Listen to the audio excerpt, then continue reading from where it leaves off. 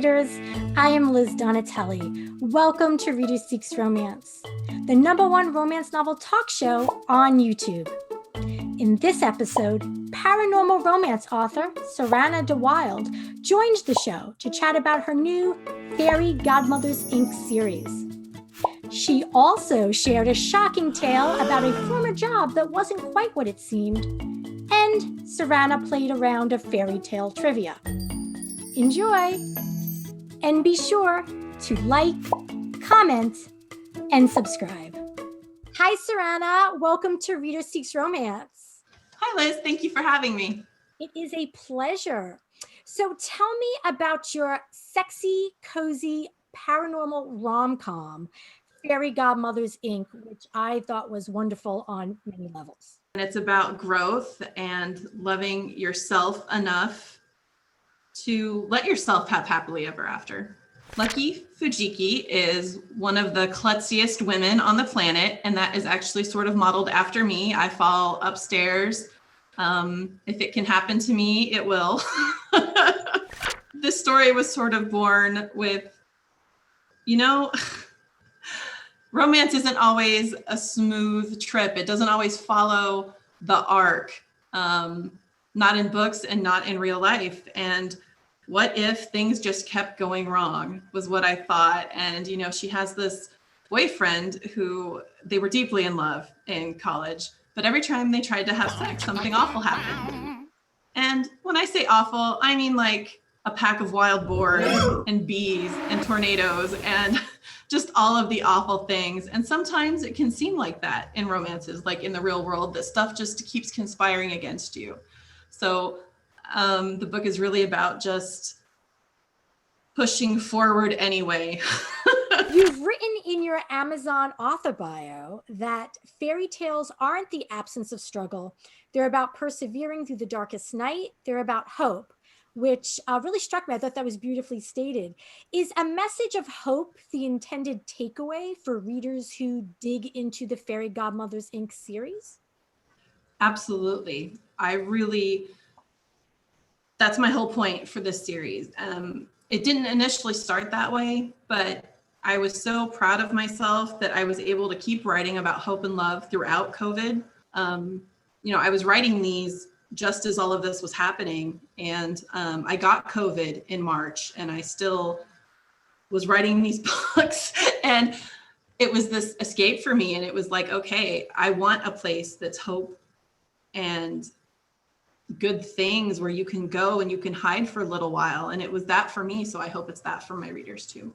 Lucky has 3 fairy godmothers, which I'm guessing you kind of fashioned after Sleeping Beauty with having the 3 fairy godmothers. They were sort of like a mashup between a nicer version of the sisters in Hocus Pocus and the 3 fairies in Sleeping Beauty. Kind of mashed them up together in a nice little, so they've got a little sauce on them, but.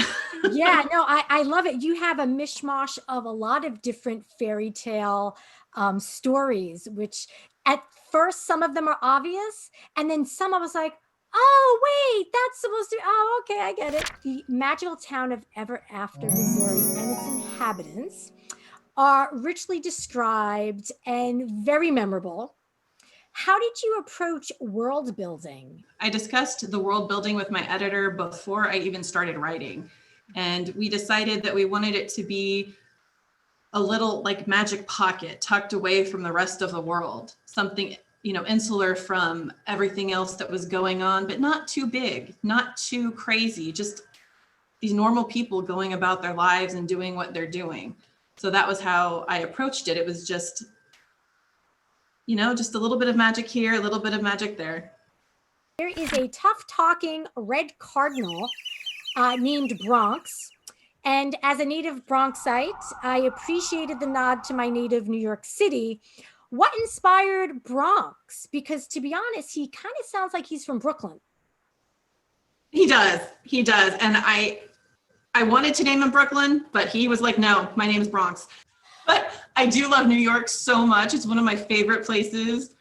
Every time I've been, I haven't gotten to do any of the touristy things that I've wanted to do. But I mean, I've had cooler, more authentic experiences with friends who live there. But he is sort of a nod to my love for New York. So I do love the accents. I just love them. I'm like, just talk to me. I love it. I'll have to leave voicemail messages for you with me just whispering in your ear. Oh my God, yes. Hi, SARANNA. It's Liz. Talk to you later.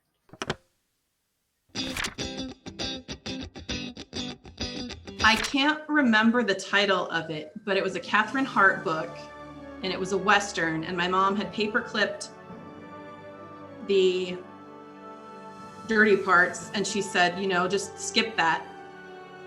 But you're really going to like the story. I think you should read this book. And so I read it and I loved it. And I'm pretty sure the heroine's name was Esperanza, I think. I just remember she had this pretty hair, and it was just fantastic. And as soon as my grandmother figured out I was reading them, she gave me Skye OMalley by Bertrice Small.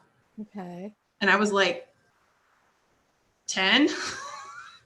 Wow. And she said, you're going to like the story. I mean, I did, but I was like, how do these people do these things and look at each other in the face? How do you look at someone's face after you've seen their bits? I don't understand. I don't understand. That's all, and that came from your grandma. Yeah. She just handed it to me, and my grandma was this little woman who was very, very fashionable. She had pearls, and she always wore expensive cologne and perfume, and she always had her hair done up like Southern women do in the curlers and, the pearls and everything else. And she was just very proper. And then to have her hand me this book and be like, oh, you're going to love it. And then I'm like, huh?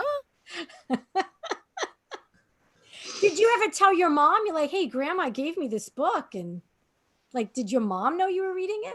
She did know I was reading it, and she hadn't read it. She didn't really. Oh, she was like, oh, that's about the female pirate, isn't it? She's like, I don't like that one.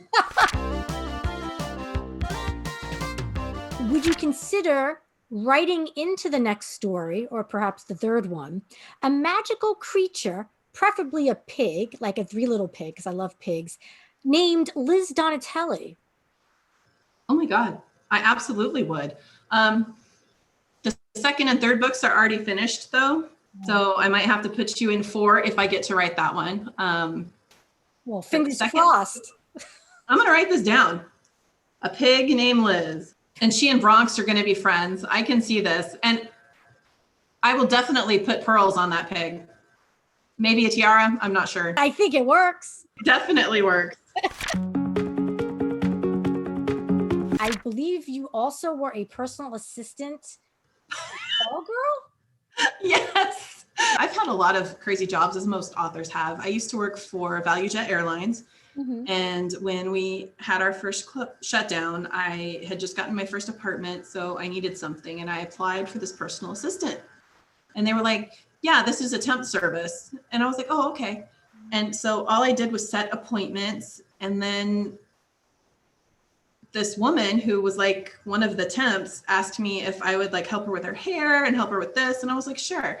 Because they were paying me $15 an hour to just do nothing. And this was in like 96. So $15 an hour was like great. Yeah. And they're like, you can read at work. All you have to do is answer the phone and set these appointments.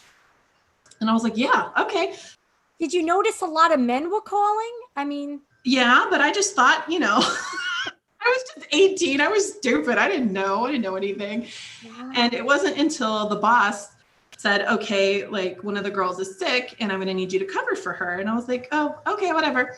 And he was like, all right, well, someone needs you to come in at 12. And I was like, okay, I'll see you tomorrow. And he's like, oh, baby, no. He was like, midnight. Midnight is when I need you to come in. And I sat there for a minute, like, huh? Okay, why is that? And then he told me I would make $110 per hour and told me everything I would be doing. And I was like, oh. So I said, I don't think that's going to work for me. I'm sorry. And when I told my mother, she laughed for like a solid 5 minutes. Like she couldn't breathe. She was like, how did you not know?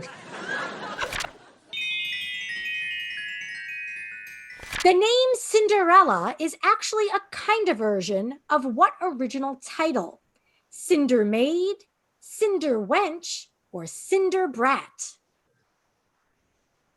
Cinder Wench? Correct. In the story of Little Red Riding Hood, what did her mother put in her basket to bring to Grandma's house? Apples and wine, nuts and apples, or cake and wine? Cake and wine. Yes. Now, did you happen to know that, or was that a good guess? Oh, I knew that, or I thought I knew that. In the original story, Hansel and Gretel get assistance from what kind of creature on their way home from the witch's house? A frog, a duck, or a horse? I don't actually know that one, so I'm going to guess a horse. No, it is a duck. Interesting tidbit. After killing the witch, the duck helps them cross a body of water.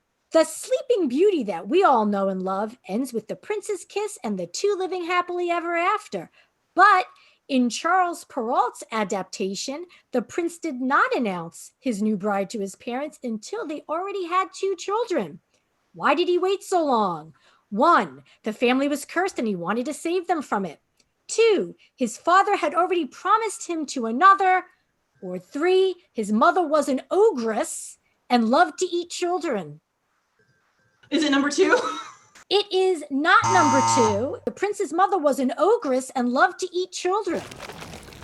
You might want to put an ogress in one of your future novels, because apparently an ogress was a thing, and it could give birth to a prince. The last question, in the original tale of Beauty and the Beast, which is my personal favorite, Beauty had several brothers and sisters. When she returned after residing with the Beast for some time, they tried to persuade her not to go back. When Beauty does return, what does she find when she arrives? 1, the Beast has taken his own life out of grief. 2, Beauty returns too late and the Beast is already dead. Or 3, Beauty returns late and the Beast is so angry he kills her. 3? Yes. Going. Sadly, Beauty returns late and the Beast is so angry he does in fact kill her. So there is that. Well, thank you so much, SARANNA, for joining me today. It was a wonderful experience to visit Ever After Missouri, and it was an equally wonderful experience to chat with you today. It was so great talking to you. Thank you so much for having me.